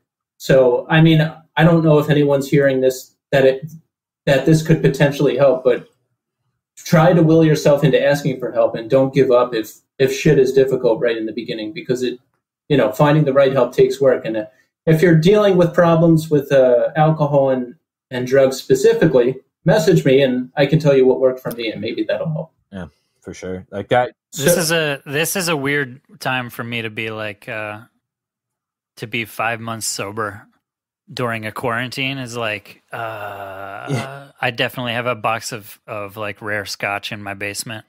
Yo, get rid of that shit, dude. No, dump it down the sink. But it keeps appreciating in value, though. Yeah. See all the excuses you come up with. That's what now, it's funny is like when I slowed down, like when I really like when I stopped drinking, and I was like, all right, I'm making like a concerted effort to not be drinking, because a lot of what my like reason for stopping came out of like, dude, I just fucking hate feeling sick the next day, like that, because I never was like I black out and I did something fucking wild, but I always like would wake up the next day and be like, why the fuck did I do that? Like, why did I drink way too much? I knew when I made that last drink, this was going to make me sick, and you regret it the whole next day. So one of my big things was like, my wife still drinks, and I would bring she would get stuff, and I would immediately. We have 2 refrigerators in the house. We have a refrigerator upstairs in the kitchen, and then we have one in the basement that we use for just like the kids' juice boxes and soda and crap like that. And every time she would put alcohol in the upstairs refrigerator, I would immediately put it downstairs in the downstairs refrigerator, just to be like, not to have that constant reminder. That first couple days of like, fuck, I'm not drinking anymore. I can't even see it. And now it's so funny. It's like she just leaves everything around, and it's like you get to the point where you're like, I've gone this long. Why would I make any choice to kind of fuck it up? And then it's that realization, like, fuck, I'd have to start at square one. Like, yeah, and that's a good point. The playing out the reality of what would happen if I started drinking or anything else again. Yeah, and I think about the work and the months and months of pain and suffering and just, all the shit I had to do to get through it, So I just look at a drink or something else and I'm like, no, it would be fun for about 14 seconds, and then there would be a lot of work to clean it up again. And that's the best case scenario if I live, which is not a guarantee. Which is not, because it so quickly, like it turns from like, especially. I mean, I'm just thinking back years ago, like our nights would go from like, oh, this is like fun and carefree and like, let's go to a bar and hang out and like talk shit and have a good time, to it quickly devolved into like, this is a problem. This is something that like, I remember being a couple times at your house, and people that were not with us the whole night showed up and like walked in and were like, whoa, okay, wasn't ready for this type of scene. Guys, we'll see you guys tomorrow if you guys make it out the other end of this. Like, yeah, it's like they're lame. What, they can't hang? Yeah, you guys want to fucking sit and play Mario Kart all night? What the fuck? I definitely had like my first drinking dream the other night too, so that was cool. But it was weird because it was like, I'm just taking a shot at a bar, and then I'm like, I don't have to tell anybody about this. No one will ever know. You just go straight into that, like, secrecy, even in a dream, right? Yeah, but that's a fine place for me to drink these days. It's much less messy to just drink in the dreams. Oh, yeah. Yeah, using dreams are cool because, most of the time I'm always like looking for stuff. I never actually get it. But once in a while I do it, and then I'm just like right away like, oh, fuck. Why are all my dreams just guilt dreams, though? Like, remember you used to just dream about Cindy Crawford and shit?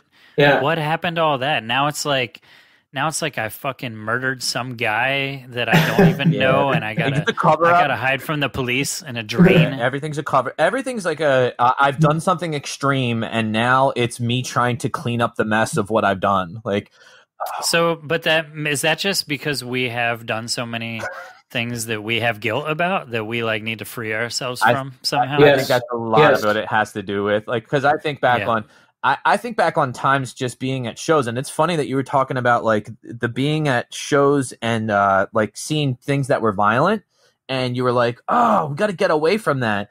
I remember being at shows being like, this show's not violent enough. Let's go hit more people. And like trying to get that, like the nastiness of hardcore, like, let's get this as rough as possible. Like, you know, like the whole, like, guys up on the stage, like, let's fucking put blood on the dance floor, motherfuckers. Like that kind of shit where you're like, all right, this needs to get to another place. And then I go in my head, I'm like standing there at shows now where I'm going, there's so many people here that probably could punch me in the face, like completely unwarranted, walk up and hit me and be like, yeah, I deserve that. I absolutely 100% deserve you punching me in the face, unwarranted, because there was times where just being at shows was like, you were just doing stupid shit, like running into the crowd. Like I would just like run into the crowd and push people down. And it's like, what the fuck am I doing? Like I'm 19 years old, like and I'm being a complete asshole. I guess that's what being 19 is about. But there's times when you look back on it and you're just like, what dumb decisions we made. And like Keith said before, I'm just so glad we have that perspective to walk away from it and go like, God, that was dumb. I think there's some element of that's what being 19 is about, but there's also like, we were just fucking dumbasses. There's no excuse for like, it's not just 19-year-olds. And when I see younger people these days and I'm like, wait, that kid's 20 and he's like running for office and doing all this cool shit. God. Yeah. I'm like, what fucking planet did you grow up on? And yeah, really. But that's just like, there's no excuse for us really being who we were. I think the only real excuse is that like, at least now there's a lot more awareness of a lot of like what is socially acceptable is like broadcasted onto social media at all times. So now kids at least are growing up with a sense of what's right and wrong. It's not just your parents telling you shit. Yeah. If they didn't get around to telling you something, you're fucked. Because I had to do a lot of learning on my own. You know, like I grew up single parent, and I had a lot of conversations that just never came up. You know, like, man. You know, about that, there's something I've always wanted to ask you. When we were on a This Day Forward tour, you gave me the 200 North. Well, there was a 200 North CD in the random merch, and you're like, you know, if we don't sell this, I want to give it to you. And you said the last song on the record was about your father. Do I have that right? Yeah, that's right. Okay, and I went back and listened to that song, and it was very heavy, and not heavy like hardcore. I mean, like heavy emotionally. Yeah. And from my experience with you, I know that your father was an important, very important figure in your life, but I don't know when did he pass and how did he pass? Again, I don't know. So were you really young? Yeah, that was funnier earlier, but misapplying jokes the rest of the time. Yeah, so I mean, my parents split up when he was younger. I think probably 2 or 3 or something like that. Mm-hmm. And then I stayed with my mom, and we would visit every once in a while. And he was always very kind and like. Laughed a lot. It was very intelligent. And it wasn't until I was like, I learned later that he was schizophrenic. I think I was like 20 something when I found that out, right? Mm-hmm. I didn't know that for most of my life. And when I was 16, I went to a Grateful Dead concert and did LSD and smoked way too much pot, and then had like an insanely bad hallucinogenic experience. Mm-hmm. I dropped out of school and dropped out of high school and just basically sat in my bedroom, played video games at night, all night. And then I would sleep during the day when my mom was gone because I was like terrified of everything. I was afraid to be alone. Mm-hmm. So I would try to sleep if nobody was there. And like my friends would come to visit and ask me how I was doing, and I couldn't talk, right? And it was during that time, like I sent my dad a letter asking him, I was like, yo, shit's not good. This is what happened. Do you think you could come and like be with me for a while, or like talk to me about what's going on? And then the letter that I got back was like, it was basically like him saying that he wished he could help, but that some people had turned him over to the police, and that he's fasting and he's not going to comply with their demands. Like he'd rather die first. And just this wild shit, right? That again, it took me like 4 or 5 years to reread this letter, you know, through a different lens, knowing that he dealt with schizophrenia, to see that it was fucking cuckoo bananas. Like, and it was really sad, but that was, and then I think I was 30 years old, and my friend Ian was like, I was talking to him about having this, really hard time with this breakup that I went through. And he was like, well, yeah, I mean, you have abandonment issues. And I was like, I have abandonment issues? And it was like, fucking just like so stupid, right? Like just didn't even get it until then.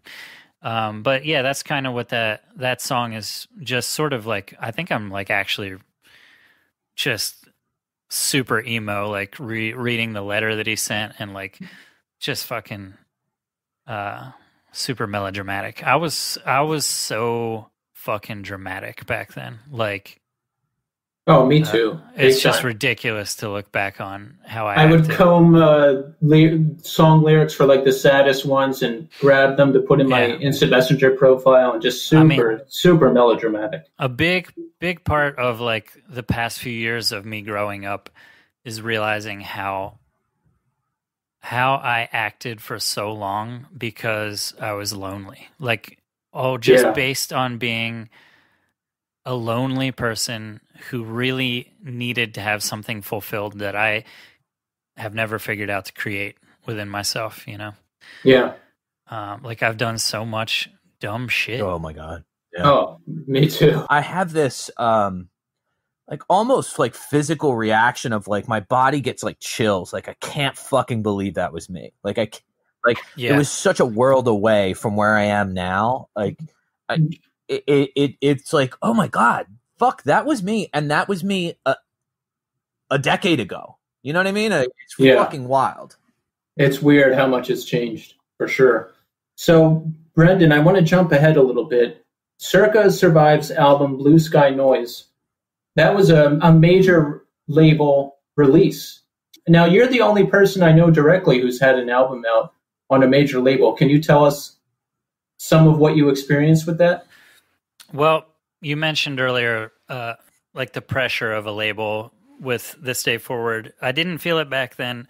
I do remember having conversations when Circa was starting to write Blue Sky Noise about, do we use this moment to craft these songs any differently than we have been, right? Like we have the potential and the know-how to make things that we still think are Circa songs and are still true to us, but might fly a little bit more.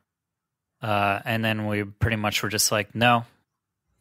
So it might have come through anyway a little bit, but I don't think so. I think we really we spent a really long time writing that record too. And then went to Canada, to Toronto, to work with a producer up there to record it. But the overall takeaways from it were that like major labels spend their money in insane ways. Yes. Even at a time where it was like, you know, the deals, if we had been a band 6 or 7 years earlier, we would have been in like getting like those $1 million deals. You know what I mean? Yeah. And that's just so weird to think about sometimes, but yeah, I don't know. I mean, maybe 10 years earlier. I'm not really sure, but it's crazy to see that they were like, well, yeah, well, like we'll spend this money on, we'll rent you this place, and then you can do this over here.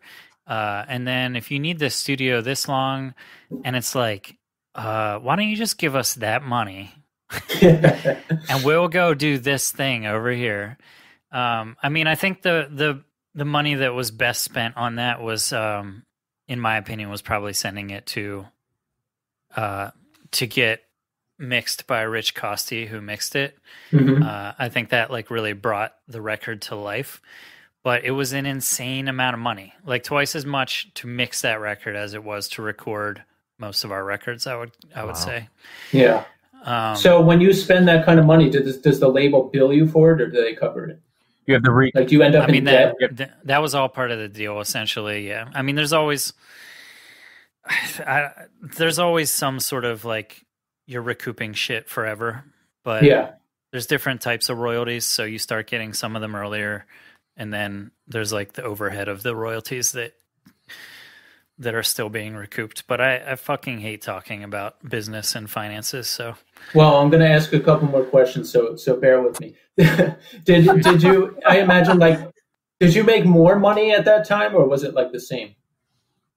I guess it depends on how you look at the making money scenario. I mean, right now it's like we make more money off touring and shit. We made a huge amount of money on that record deal, right? Yeah. So, but there was so much dumb shit that happened at that time period at that record label. Like very, very clearly there was a conversation of them saying, well, we want to use Imaginary Enemy as the first single, and me saying, you should use Get Out as the first single. Yeah. Like for sure. Yeah. And they wanted to use Imaginary Enemy, and it was like, okay. And I think that was like such a, like legitimately that if that one thing had changed, I don't know how it would have changed the trajectory of the band, mm-hmm. but it would have been fucking different. I know that, right? Yeah. And then they also shot a video for Get Out after Imaginary Enemy. Got some shithead director in who was like, check out this video that I just shot. And that's what he was doing. This was like, while we were there, he's showing us stills of this other thing that he did. He clearly didn't give a fuck about what he was doing. And then made the worst shit that was unusable. Like we spent like $10,000 or something, or $5,000 on a video that just never saw the light of day. Mm-hmm. And the A&R person that essentially brought us in, and we were like her project, she wanted to work with us. Got moved to Warner Brothers in the middle, like before our record was released. So that's the kind of shit that you're dealing with at major labels. It's like, yeah, they didn't affect the album or the music, but when it came down to making some of the decisions, we don't think they made the right decisions, right? Right. And you never know if like the person that is really pulling for you is going to be there in a couple of days, because it's just such a crazy space. I mean, that could happen at smaller labels too, but I don't know. I mean, I guess I shouldn't say that out loud, but I'll text it to you later. But okay, the way, like, I legitimately just, record labels are banks. Yeah. And that's really all it is now. Yeah. It wasn't always like that. I'm not trying to dumb it down entirely to that point, but like that, there's not much reason to look at it any more than that at this point. And I imagine like being in boardrooms or like having some guy call and be like, hey, you might want to try this. I heard the record and you might want to try doing this. Was there like some of that too? There was a little bit of it, but it very much, they were aware that we would listen to any input that we felt was valid, we would try, right? Yeah. But if we didn't like the idea, then we didn't do it. So there might have been like one idea on a song that we were like, cool, yeah, like we can cut that chorus in half. That's fine. Yeah. Yeah. But I don't know, man. The whole thing was just very weird. And it was cool in a way. The coolest thing about it was just to slap the Atlantic Records logo on a piece of vinyl that you made, right? And be like, well, Led Zeppelin had that shit. So that's like the coolest thing. That's awesome. But it's funny, the amount of times we offended them at Atlantic Records, like when we went in there and talked to like the higher ups, and one of the first things I said to like Craig Cowman, who was one of the main dudes there, he was like, I said something about like, yeah, like I'm not some dumbass like record collector kid, and this dude is is in like this magazine 2 weeks later for having the biggest record collection on the East Coast. But the amount of times we like put our foot in our mouth up there was fucking crazy. I would have loved to have seen some of that. That's got to be classic. We were never supposed to be there. I mean, yeah, but it was good that you did it. I mean, it was probably like just an interesting experience. Yeah, we had a couple really good relationships there, and it was a good experience. It was a learning experience. We took a lot from it, but there were definitely some frustrating moments. You know, I mean, I think it was huge for the band to do that. Yeah. And you got to play some. Was that when you played like those random big gigs at the time? Like I know you played with Linkin Park at one point. I don't know that might have been around then. I guess that makes sense. Did they get you on some like bigger shows like that? They got us into some bigger shows. Yeah, I remember being in Texas and going, like hitting them up and being like, "Yo, Rush is playing down the street. Can you get me in?" So we went to see Rush. Nice. And then the next day they got us into Van Halen, shit like that. And then our manager was like, "Can you please stop hitting up the label for free stuff?" Now, I don't know if everyone knows this, but Brendan, I think you are personally responsible for making the Sunny Day Real Estate Circa Survive split happen, where we were gifted with a new Sunny Day Real Estate song. Tell us about that. Yeah, man, I totally forgot about that. So, like I said, they're definitely still one of my favorite bands, and I was just totally obsessed with them forever. And I went to see them. What year was it? They did those reunion shows. 2008. Yeah, that makes sense. So I went to 2 of those shows, and they played new songs. I think they played 2 new songs. And then a while later, we had recorded a song that we didn't really know what to do with because it was sort of weird. And I hit up a guy I know in Philly who, like, Jeremy Anick used to stay at his house when he would come through. He might still stay with him. And then I was like, "Yo, can you get me in touch? Like, I know they have a song recorded, and I know it's just sitting there, and there's no reason for that, right? Like, people want it for sure." Right. And then I got in touch with Jeremy, which was super weird. I mean, for me, that was definitely one of the weirdest moments in my life, just talking to this dude who essentially was one of the people that set me on this path, right? I would be nervous. I would be very nervous. Yeah, for sure. But he was cool to talk to, and he was like, "Yeah, I think that song's cool that you guys wrote.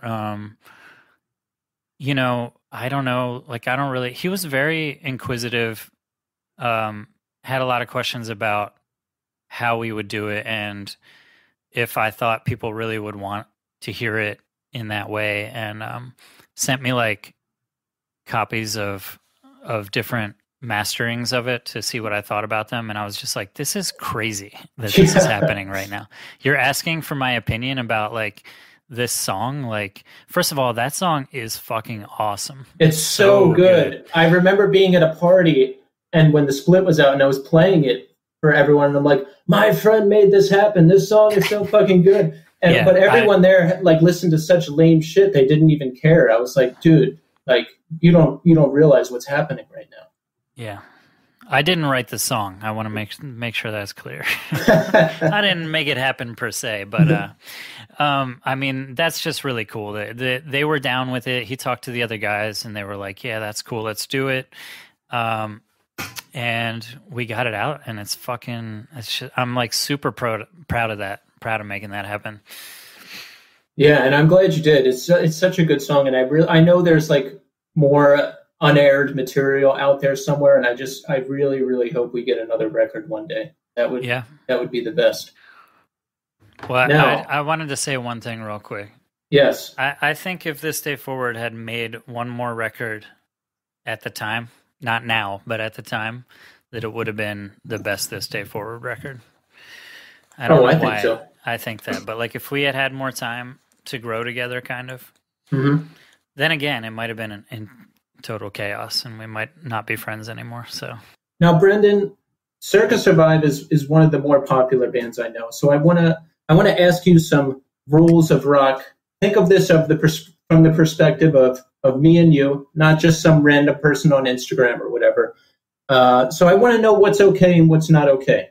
So I'm going to go through these questions and you give me the answer. Is it okay for me to ask you to get on the guest list?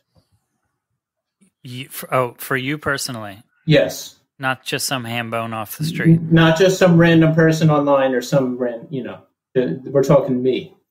Did you create this segment just to know if you could get on the guest list? This is exactly what he's been waiting for. Is he wants to ask you to be on fucking stage. This is what this has been a 2-hour build up to him being like, yo, can I come on stage? Don't blow the rest of the fucking questions. God damn it. Like, this is all this has been.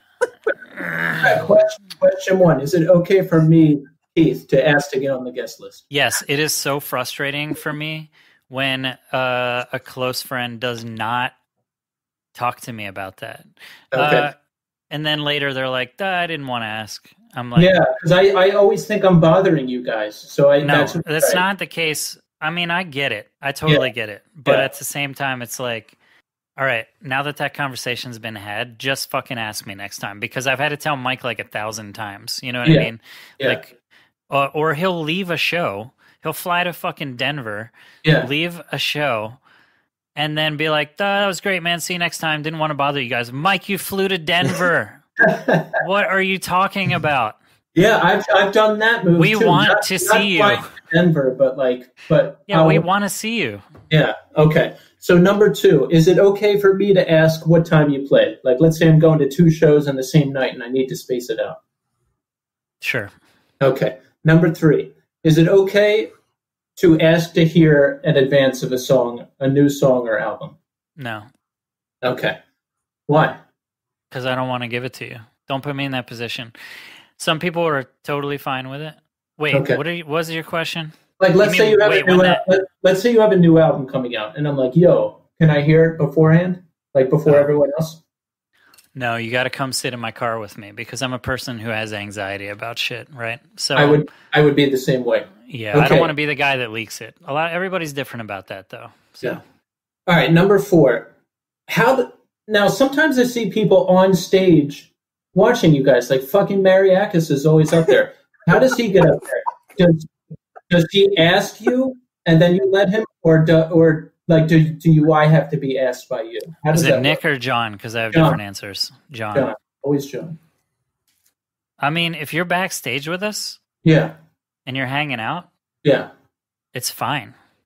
Okay. Just you're allowed to just walk up there. It's like, I think there's like an obvious line of like, well, I shouldn't really be visible to the crowd, and I need to stay out of the guitar tech's way. So there's an area right over here that is safe. You just have to be respectful about it, right? Okay. I don't want you on stage because you're a heckler. That's the last fucking thing I need. No, I was a heckler because I was always fucked up. I don't do that That's anymore. Great news to me, because now I know that I could go to a show with you again. Yeah. Because I never wanted to be at a show with you. I was a disaster. And it's embarrassing. You were a consistent liability like that. I will say that. I've been to numerous shows with you where I can see you cross a line where I go, I don't want to be standing next to Keith during this next band. There's a long list of people and bands who agree with the both of you, but I'm happy to announce those days are over, and I just stand there and watch and do my thing. Number 5, is it okay to ask to come see you before you play? And if yes, like, what's the cutoff time? Like, obviously, I don't want to hit you up 5 minutes before you go on and be like, hey, I want to come back and say hi. So what's the cutoff time? I don't know, like 35 minutes for me, probably. Like, I just need to not be running around right before I go on stage, right? Like, I need to be taking a shit. Gotcha. So...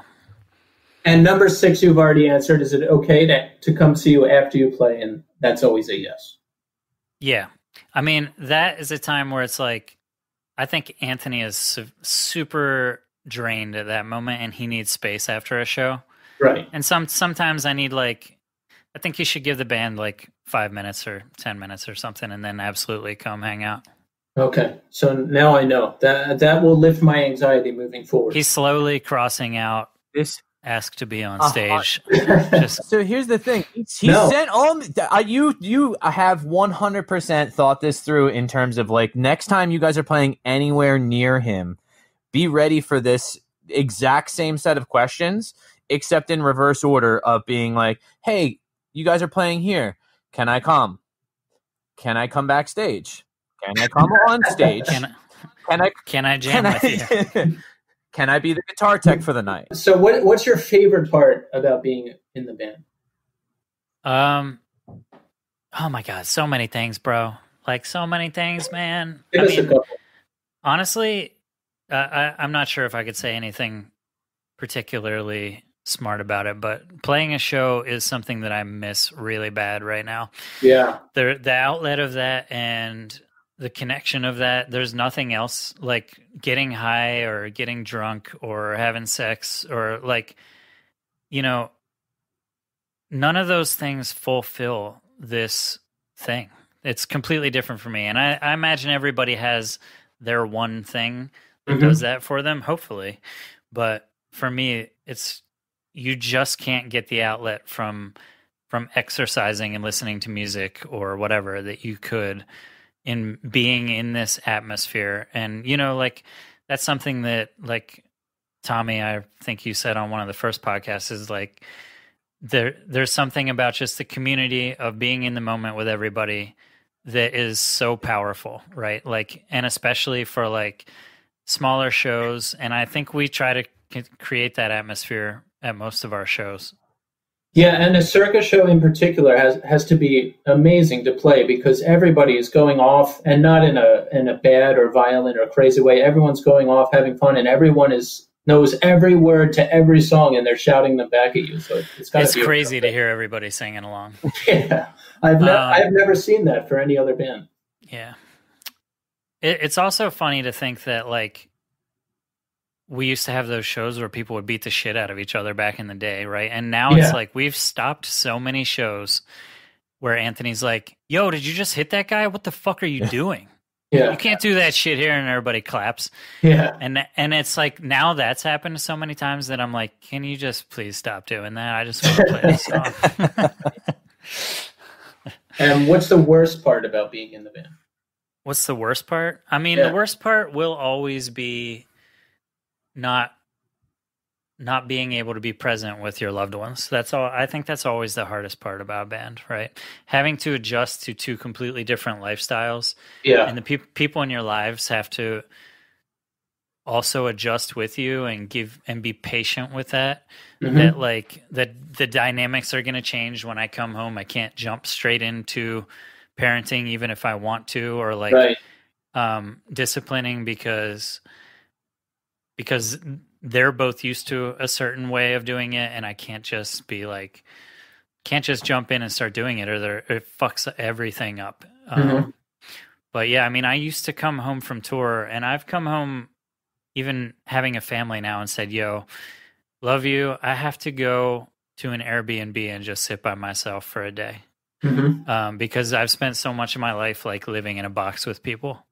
So this is a really, like, the quarantine thing sucks balls for someone like me who's like, the only way that I know to stay fresh for people is to get that little bit of like, go over here, go away from everyone. Don't have no one talk to me or ask me for anything or bitch at me about anything. You know, that's like, I'm trying to figure out how to do that here. I'm the same way. And it's very hard to ask for that space. And a lot of times it can be hard for people to hear that because, you know, we have obligations, but I mean, it is what it is. Yeah.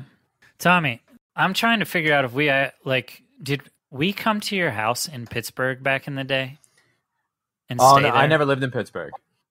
That's not you. So there's too many fucking Tommies. I'm trying to figure out who the hell that was. Yeah, I didn't. The only person that lived out in Pittsburgh at one point in time was J.D. Foster, the guy that used to play drum. Man, that's who it is. Yeah, that's who it is. Oh, okay. Yeah, so Tommy was in the audience who won with him. Right. So I'm trying to figure out like if we've met like other than just at Circa shows in the past, like back in the day. I don't think so. Because he was always away at college, or you weren't like around. No. We didn't reconnect till later. No. Where did you go to college? So I went to King's College in Wilkes-Barre, and then when I came home, I got another degree from Temple University when I was actually already teaching. So we're going to do something special now. Are you ready for this? No, I'm also not ready for this. Okay. Brendan, it's time to play Who Would Headline? This is where we take two bands, and based on social media followers, total plays, and overall legacy, you have to guess who would headline.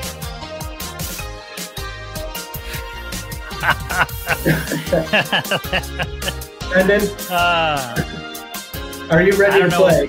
I don't know what that level's like on your It's incredibly fucking loud on my end. Clear as day, though. It's good. It's going to be fun later. Are you ready to play Who Would Headline? Yeah, let's do it, man. All right, we're going to give you 5 questions, and you have to guess. Is there a buzzer or anything? Oh, yeah, I've got all that. All right. So, number 1, Drowning Man or Today is the Day? Drowning Man. I'm sorry. The answer is today. Oh, wait, no, I thought you were saying which one would I want to headline? No. We should do a twofer. Okay. Then you got to edit that one out. No. This is the game, man. This is the game. Are you saying that? Are you telling me that I was wrong? You are wrong. Listen, I'm going to say it again. Based on total social media followers, total plays on Spotify, and overall legacy. So you have to take into account how long have they been broken up, when was the last time they played, all that stuff. Okay. All right. Well, I will actually try on the next one. All right. I just really love the Drowning Man EP. So when you said Drowning Man, I almost just said Drowning Man before you said the second band.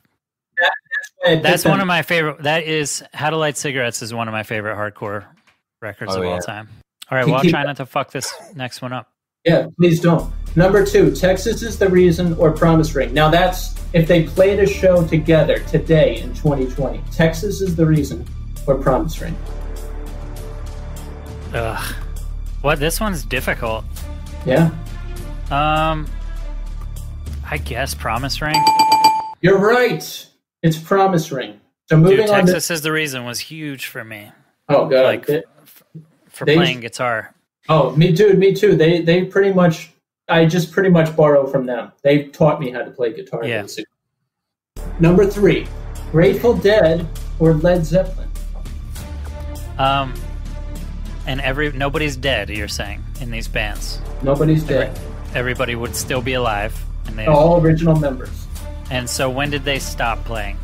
Grateful Dead or Led Zeppelin. It's the Grateful Dead for sure. I'm sorry. The answer is Led Zeppelin. They just totally dwarf Grateful Dead on total plays and legacy and everything else. Yeah, but Grateful Dead was the biggest touring band of all time. For a certain population. Brendan, if you're confused by this game, you're not alone. I'm not confused. I think that we have to take a correct answer, quote unquote, with a grain of salt. Number 4, Hum or Failure.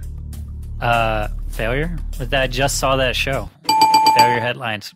That's right. And that was my exact basis for that question. Right. Number 5, Audience of One reunion or This Day Forward reunion. Jeez. How can you possibly have an answer to this? Yeah. Did you do a poll? There's an answer. Think about it. I guess it's Audience of One. My God. No. Listen, I think This Day Forward does not reunite unless you headline. Oh, I forgot. I should know that. As a listener of the podcast, I should be aware of that. You should know. You should know. Now, I'm going to end... that is actually true. I would not do a This Day Forward reunion unless we were headlining, unless we were entirely in control of the venue situation. Exactly. Where we were having, all the elements of the show would have to be controlled by us. I'm not interested in doing a This Is Hardcore reunion where it's just you're just on it. Exactly. Yeah, it's just thrown into the mix of a bunch of shit. Exactly. And we also never really felt like we were, especially in the end, never really felt like we fit in with just the hardcore scene. We were like an outlier. No matter where we were or who we were playing with, people were always like, what is this? Right. Right. Right. So let's talk about the This Day Forward potential reunion. Now, we've spoken to Mike, and Mike wants to will an Equal Vision Fest into existence where a bunch of Equal Vision bands, old and new, would play. Vadim just laid it out and said, there's been communication, but it would take a lot of time and effort to get to the reunion, and we just haven't gotten there yet. I want to hear your perspective on this. I don't know. I think it's a weird thing to do anything that involves like a legacy show. If you talk to most of us, well, if you talk to me and Colin specifically, we overthink everything, right? Mm-hmm. So we'd be the guys that are like, there's like a small voice that definitely wants this. There's also the possibility we like do this show and fucking nobody shows up like back in the day. And then that's just super weird, right? Like for everybody. Yeah. So bottom line is the same thing that I always felt with the band before. Like to me, This Day Forward was like a fun thing that I wanted to do with people that I cared about. And I would basically do, if Mike and Gary and those guys were like, yo, I really need to do this, like as an outlet, I want to do it. Mm-hmm. I would make it happen in any fashion that I could, right? But I also would want to be smart about it and have it in an environment that was controlled for us, and want it to be like, all right, we're doing like a relatively small thing for this amount of people, and we're not like having these high hopes of how this is going to be this crazy reunion show and it's going to be insane. It's like, and that's the exact way you should do it. You do a small show or a couple shows and see how it goes, and that's it. You take it from there. Yeah. So I mean, I would totally be down for that, and I think it could be a lot of fun given the right situation. But there are, as Vadim pointed out, a lot of factors that make it not as simple as it should be. Right. I think it will happen eventually. I think everyone wants to do it. I just don't think it's time yet. And when it's time, it's time. Well, Brendan, we want to thank you so much for coming on the show. This was fantastic. Cool. And we'll have to have you back. We'll have to have you back on, and we'll cover the rest of the Circa discography and whatever else is going on. Say goodbye to the listeners. Keith, say goodbye to the listeners. I'll wrap it up for you. Goodbye, listeners. We love you, and keep listening.